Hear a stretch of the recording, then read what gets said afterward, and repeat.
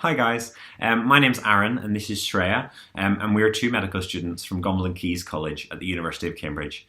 I'm in my sixth and final year and Shreya's in her fifth year. We're here today to talk to you about the BMAT, which stands for the Biomedical Admissions Test. The BMAT is another form of assessment like the UCAT, and it's for those courses that are considered to be particularly academically demanding for an undergraduate biomedical degree course.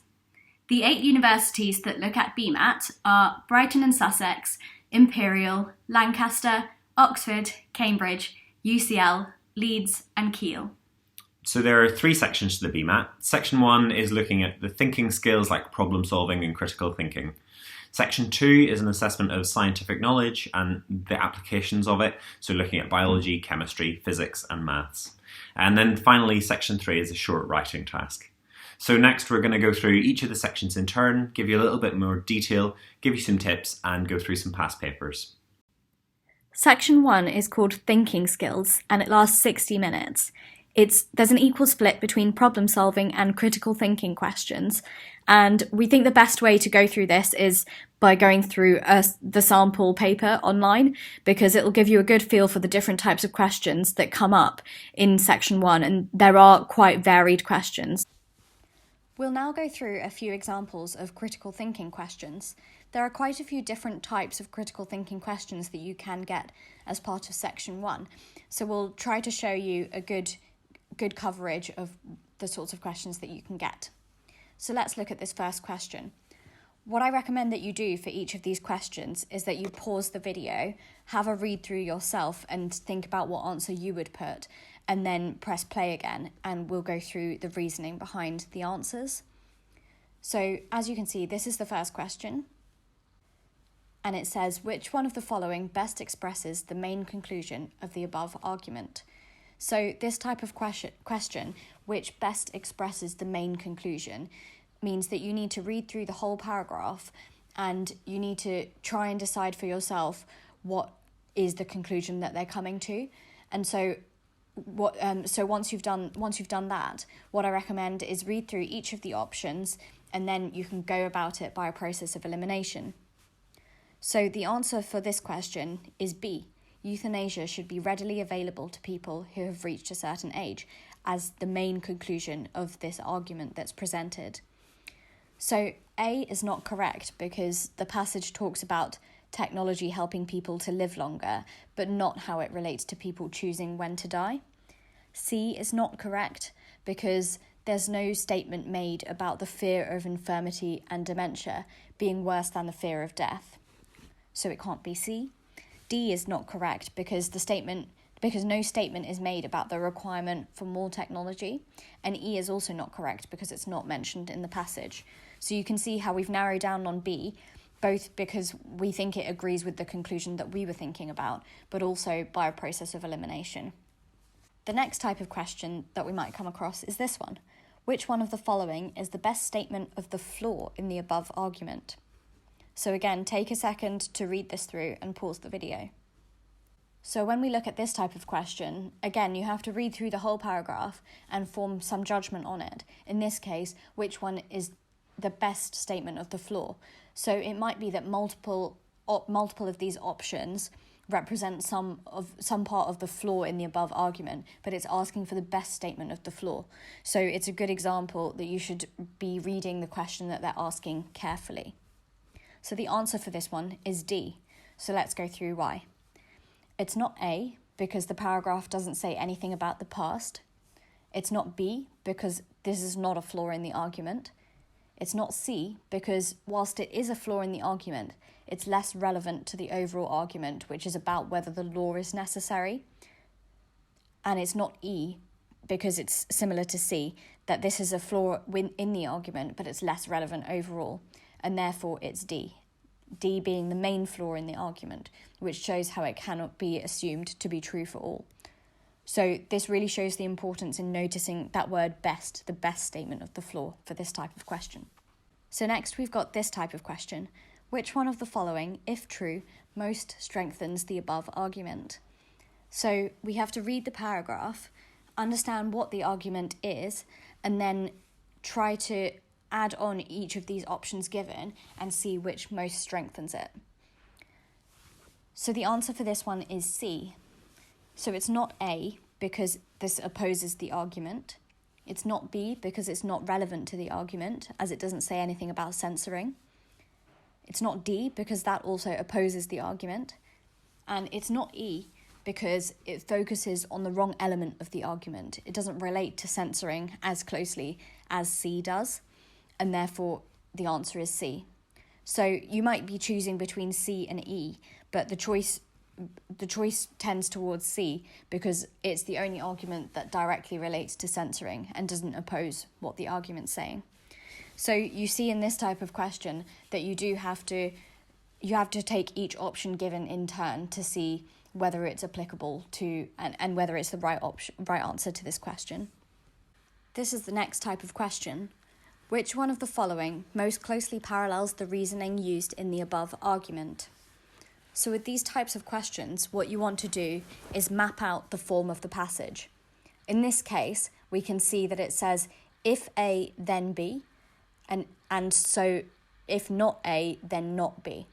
And it's really important to notice these subtle differences because that's what's going to allow you to choose between the different options. So the answer for this one is B, and that's because it is in that form, if A, then B. So if not A, then not B. For it's not A, C, or D because they're all in the form if A, then B without that second part.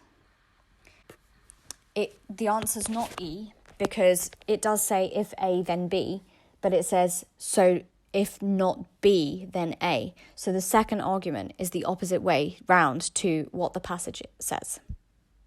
And this is the final type of critical thinking question that we're going to go through today.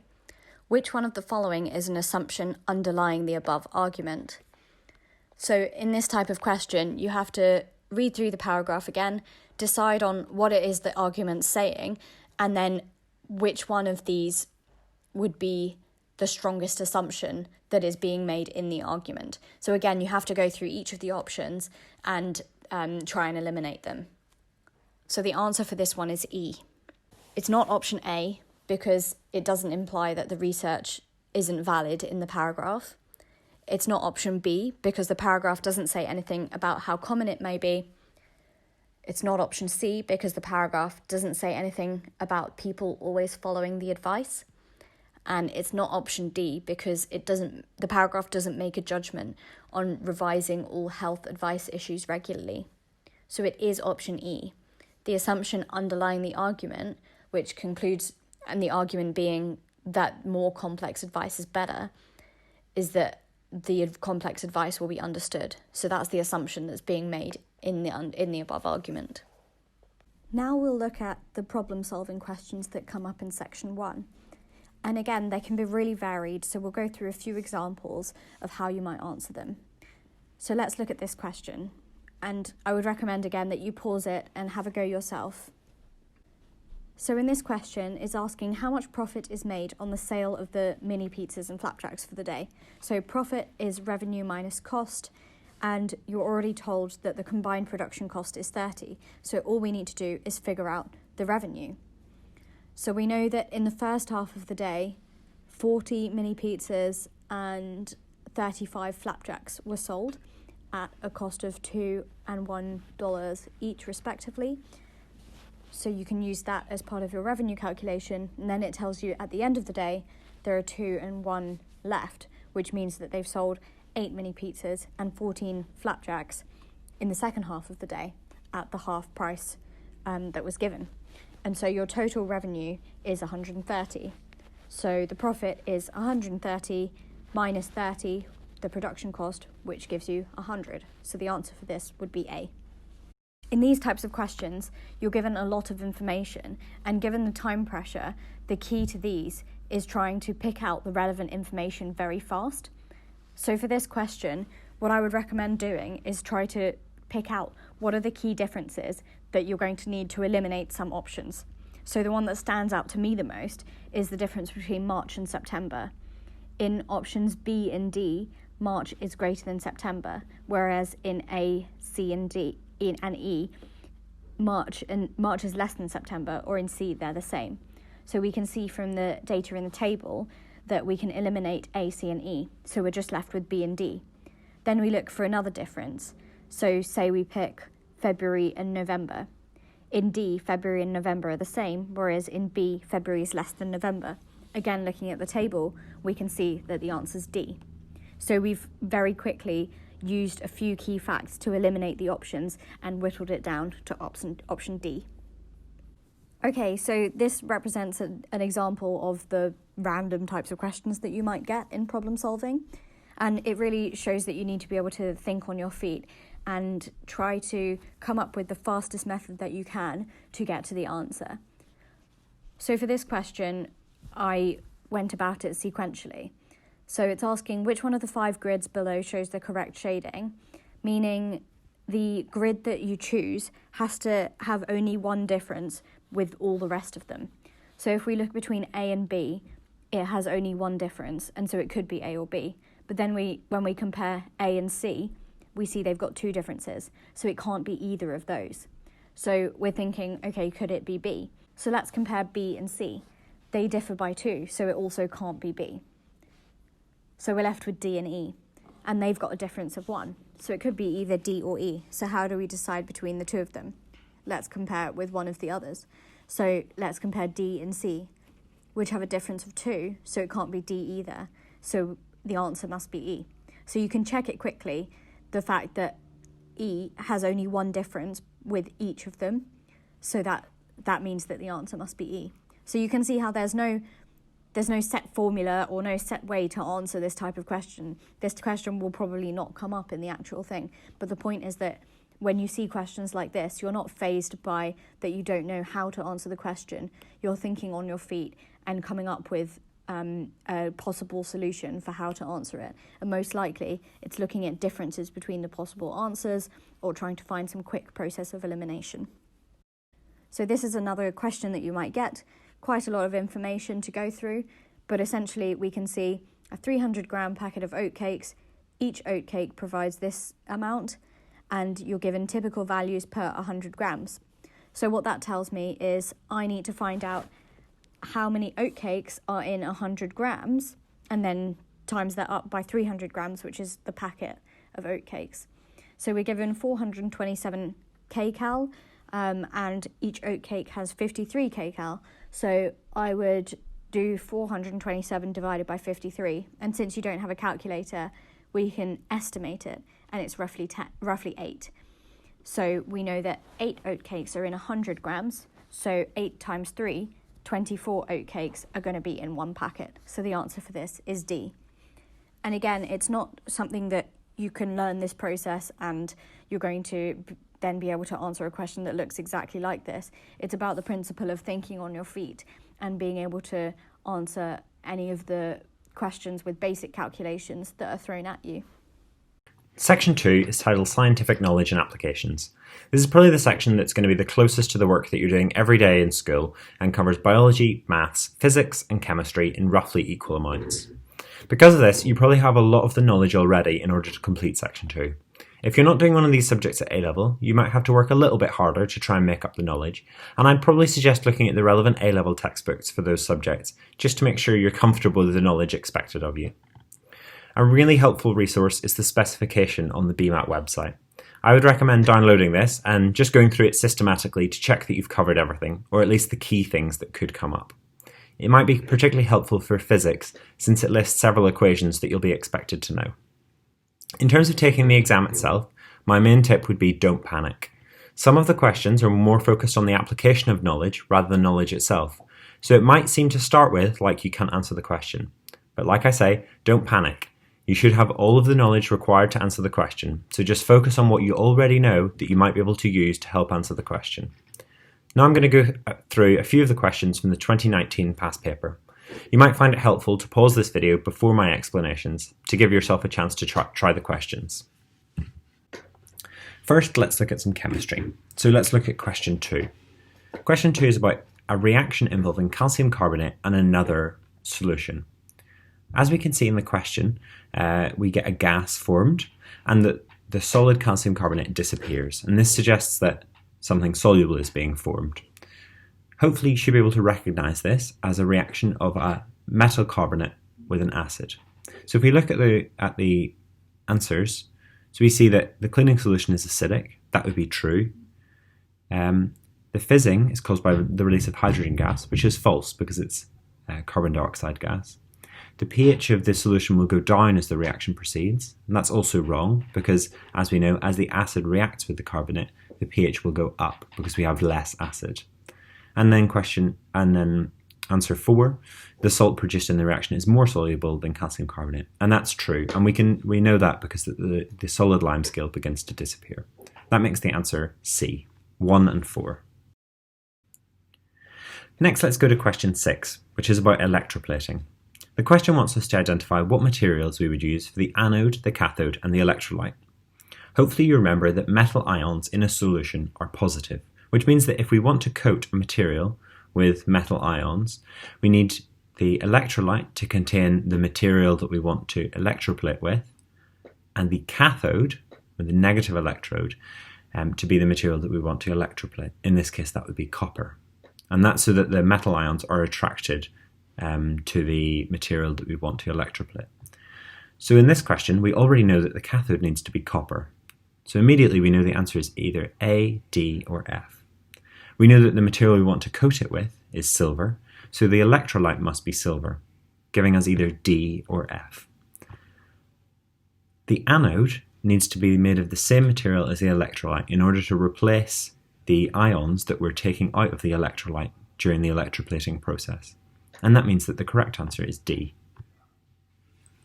Next, to finish off chemistry, let's go to question 14.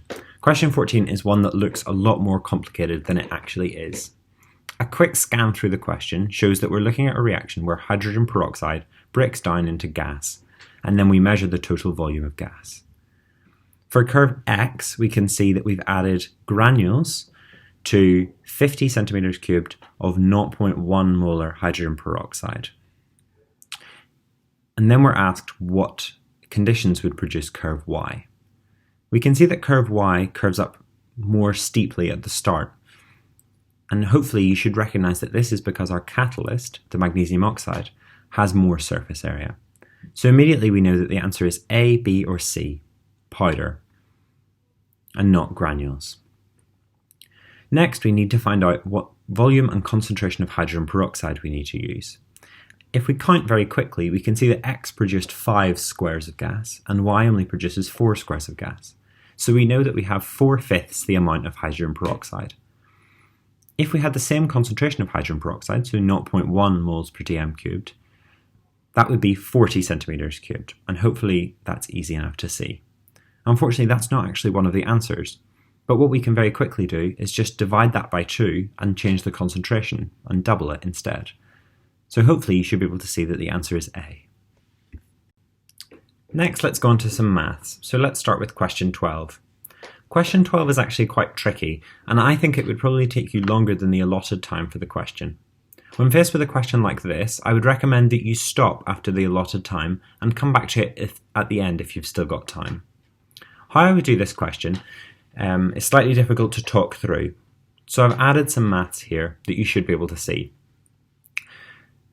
This looks like quite a complicated question, but in reality, all you need to figure out is what the value of P is to start with, which you can just do by doing a simple gradient. So if you do 3P minus 1 minus 2, which is the Y values of M and N, over 6 minus 1 minus P, which is the X values of M and N, equal to minus 3. If you solve this, it should give you P is minus 2. Then we know that M is 6 minus 7. So all we need to do is subtract the gradient times the Y value of M. Hopefully this makes sense, and if it doesn't, try sketching it. This makes the sum that we need to do quite easy, which is just minus 7 minus 6 times minus 3, which is plus 18. So minus 7 plus 18, which is 11, and this gives us H. Next, let's look at question 20. Question 20 is a question about probability, which asks us to find the prior probability that the bus was on time, given that Sylvie catches the train? In order to answer this question, we need to find all the possibilities that would lead to Sylvie catching the train. So we can work out the probability that the bus was on time and Sylvie catches the train, and the probability that the bus was not on time and that Sylvie catches the train. The answer is then very easily the probability that the train was on time, which is what the question asks, over all the possible probabilities. And you hopefully can see that maths here. This gives us an answer of 2/3, which is E. Next, let's go to question 19 and look at some physics. Question 19 is about electromagnetic radiation, frequency, and wavelength. You don't need too much knowledge to answer this question, only knowledge of the frequency of gamma rays compared to microwaves. Hopefully, you know that gamma rays have a very high frequency and microwaves have a much lower frequency. This gives you all the knowledge that you need to answer this question. So we know that answer 1 is wrong because we would require a decrease in the frequency of the radiation. Question 2 is also wrong because, as we know, because V equals f lambda, or wave speed equals frequency times wavelength, we know that as frequency goes down, wavelength will increase. So question 2 is also wrong. Answer 3 is wrong again because, as we've just said, wave speed is frequency times wavelength, which means that they have to change in inverse proportion to each other, not direct proportion. This means that the correct answer is A, none. Next, let's go to question 27.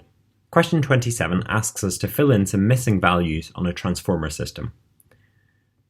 Hopefully, you should know that this is a step-down transformer because there are more turns on the primary coil than on the secondary coil, and we can see that there's a ratio of 4 to 1 because it's 400 to 100. This means that our input voltage is going to be stepped down by 4, and our input current is going to be stepped up by 4 times. So this means that our output voltage is going to be 1/4 of 240, so 60. And this means our input current is going to be 1/4 of the output current, so 0.5. This limits us to answers A and B. Finally, to find the output power, we need to do P equals IV.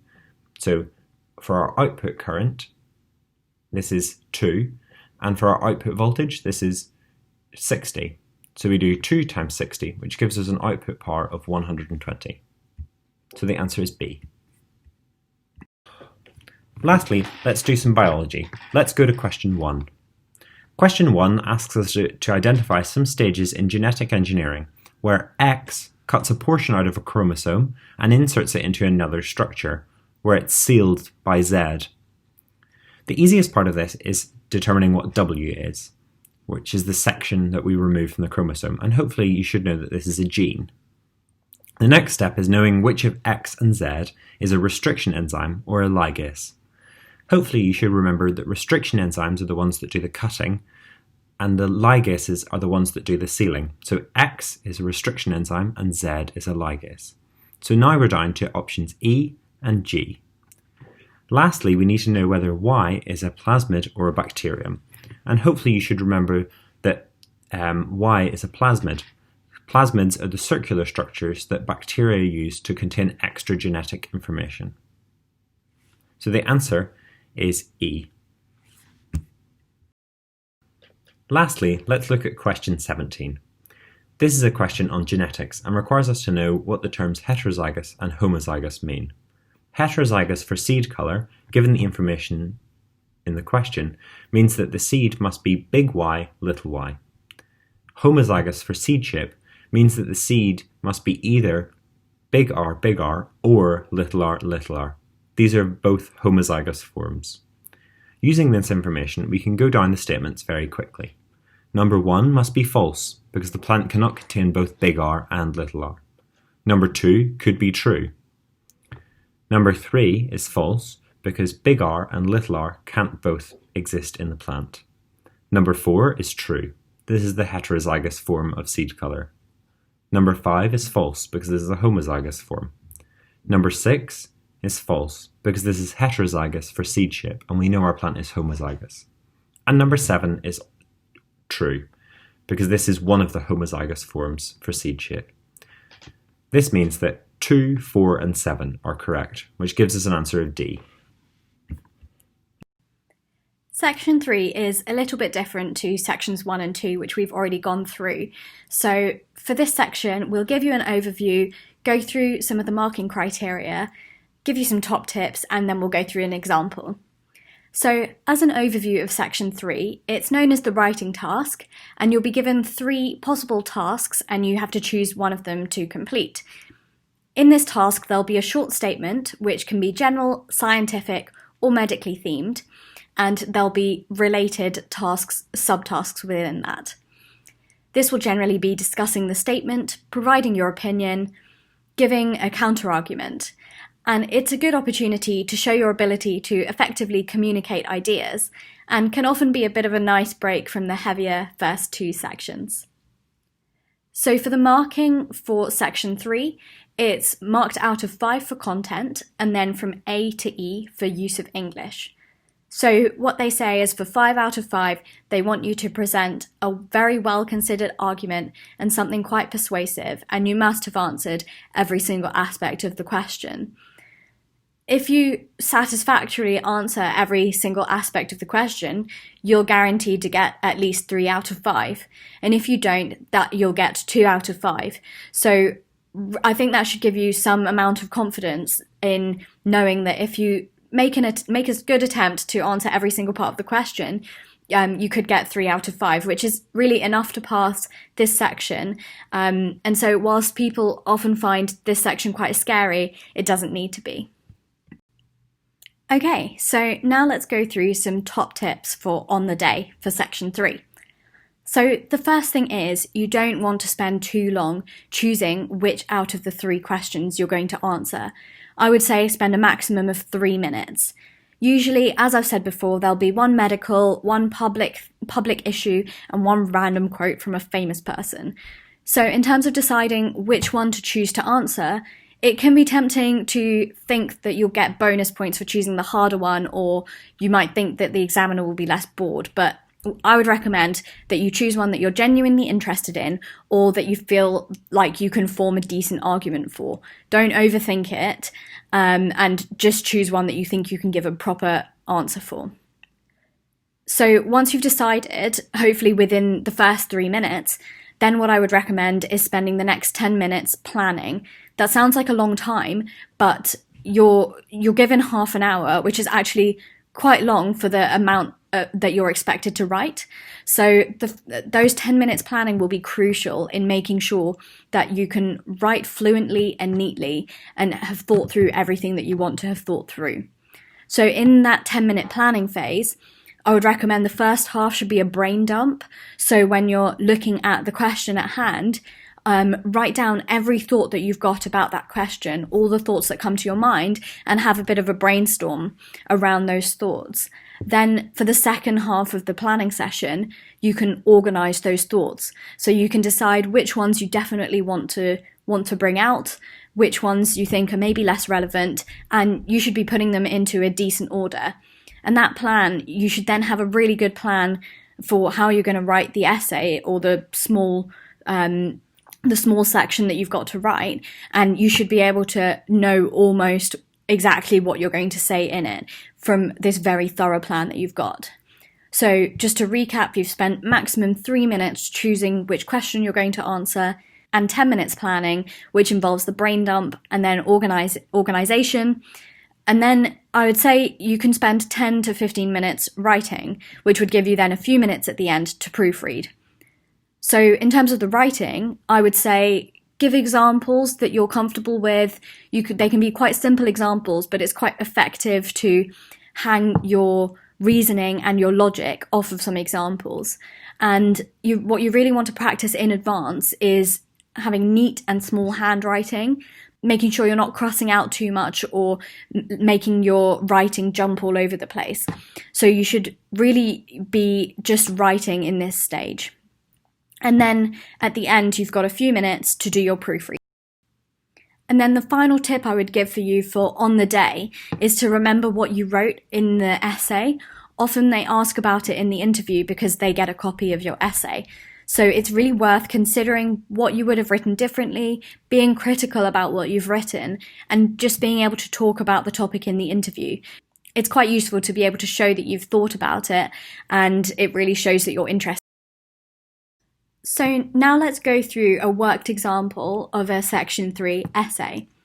So we're going through this example that you can see on the screen. The quote is, "Teamwork is more important for surgical innovation than the skills of an individual surgeon." And then it's got the 3 subtasks. Explain the reasoning behind this statement, argue that the skills of individual surgeons are more important for surgical innovation or progress, and to what extent do you agree with the statement? So we can see here we've got the statement and then the 3 subtasks to answer. And so, like I said previously, if you answer all 3 parts of this to a decent level, you can know that you're going to get 3 out of 5. So when I look at this statement and these subtasks, the first thing that I'm going to do is do my brain dump. So I've done my brain dump and I've come up with all of the things that I could be thinking, and then I'm organising it. And helpfully, they've already organised it for you. So you can essentially have 3 paragraphs, 1 for each of these subtasks, and then a 4th paragraph with your conclusion or concluding statements. So that's your structure is basically already taken care of by them giving you these subtasks. So once I've done my brain dump and my organisation, I can now go ahead and write my essay. So for the first paragraph, we're answering the subtask, explain the reasoning behind this statement. So what I like to do in the beginning is make sure that I've defined what I think is worth defining, because it means that I can use that definition to work off of. So for example, you might say that surgical innovation can encompass many things within surgery. For example, the process or flow of the patient going into surgery, checklists, mechanisms of safety, the surgical equipment itself, or even team structure and how they interact. So that's your definition part, and I think it's really important that you lay out what you're thinking that the question means. So then we want to explain the reasoning behind this statement. So we can say that the reasoning behind this statement stems from the fact that improving any of these areas mentioned in our definition hardly relies on the individual skill of a surgeon, and rather on the team who is going to be implementing it, because teamwork is crucial to surgery. So we can develop that a bit more in this paragraph, but we've already done a reasonable amount to explain the reasoning behind the statement, and we'll go into further detail later on in our essay. So then, for the second paragraph, they asked for the counter-argument. They said, argue that the skills of the individual surgeons are more important for surgical innovation.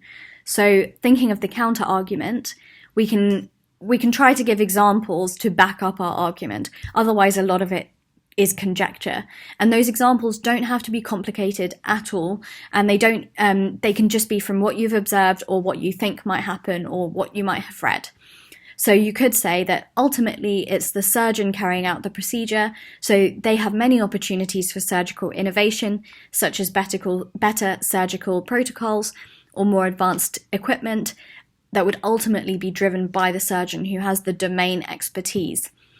So an example that I might give is the book called The Checklist Manifesto by Atul Gawande, which is an example of a surgeon who used their surgical skills to identify a problem in the system that they were missing a lot of key things that were causing a lot of safety issues.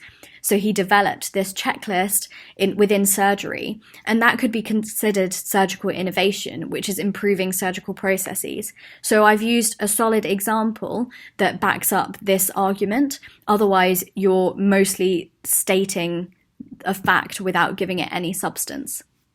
And then the third paragraph, to what extent do you agree with the statement? So we've explained the reasoning behind the statement, which is the argument, and then we've explained the counter-argument. Then it asks, to what extent do you agree? So you have to come up with some form of opinion based on the things that you've said, but also bringing in some outside thoughts. So what I put down for this paragraph is it really depends which aspects of surgical innovation we're talking about, which on its own sounds like you're hedging your bets and you're staying on the fence just to be safe. So you want to give some examples. For surgical processes, the teamwork argument is stronger because, for example, a coach of a sports team often has the most influence on the outcome. And so a similar thing could be said in surgery, that the leader has the best oversight of processes for improvement. The surgeon is often not the leader, and so really it's the team that makes the difference. And so we're bringing in multiple aspects here. You can see that I've given an example not from the medical field. I've talked about sports teams and leadership, but then we've also shown that we understand how dynamics work in a surgical theatre.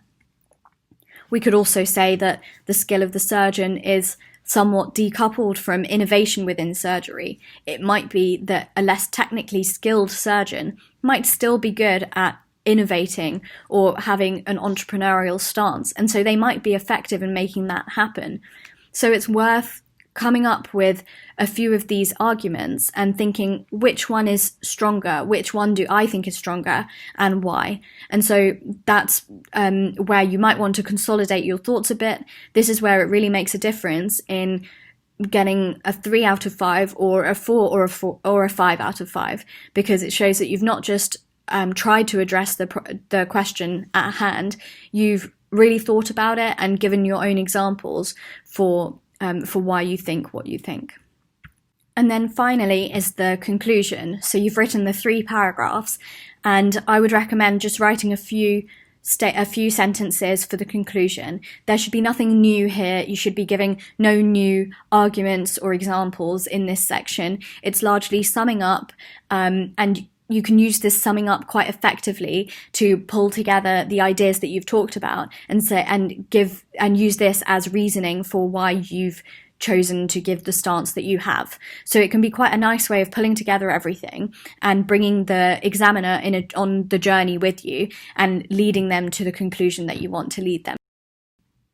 Okay, so we've gone through some top tips for on the day itself, but you might be wondering, how can you now prepare for section 3 in advance? So I can give you some advice based on what I did that I found really helpful. So I would recommend doing timed practice with the template sheet that you're going to be using in the exam. They say it's A4 paper, but the space that you've got to write on is actually smaller than that. So it's really worth practicing on that so that you know roughly how much you're going to be writing, and you can know how long it takes you to write that amount, and you can factor that into your time. How we were talking about that you should have 10 minutes for planning, 10 minutes for writing. You can adjust that based on how long it takes you to write in the amount of space that you've got. So do timed practice, get used to putting yourself under that amount of pressure. Then what I recommend is let other people critique you and critique your answers. So that could be friends, family, teachers, colleagues. Let anybody that you want read through your answers and critique it. It's really helpful to get feedback. Otherwise, you're going through the motions, but you don't know how to improve. So I would recommend doing that. And then in terms of broadening your understanding of topics, I think you don't need to do too much reading, but it is worth having a little bit of background knowledge. So you can practice developing your own opinion on things. You can do that by things that you read in the news. You could do some reading on medical ethics or topics. For example, a lot of people like the student BMJ online. So it's quite helpful to start being critical about the things that you're reading. Practice taking a controversial statement and coming up with an argument, a counter argument, and what's your opinion. And so the final thing that it really comes down to is doing a lot of practice. I think for section 3, you don't need to necessarily do as much practice as the other sections, but it's worth feeling comfortable for it. And you'll feel a lot better having come out of the BMAT that you've given it a good shot. So go in armed with a few facts and quotes for common topics that come up that you're interested in, and have the confidence to put your opinions across in a convincing way. We really hope you found this video useful, and there are lots of resources to help you prepare for the BMAT online. The last thing that we want to say is good luck for all of your applications, and we look forward to hopefully seeing you at Keys in the near future. Bye. Bye.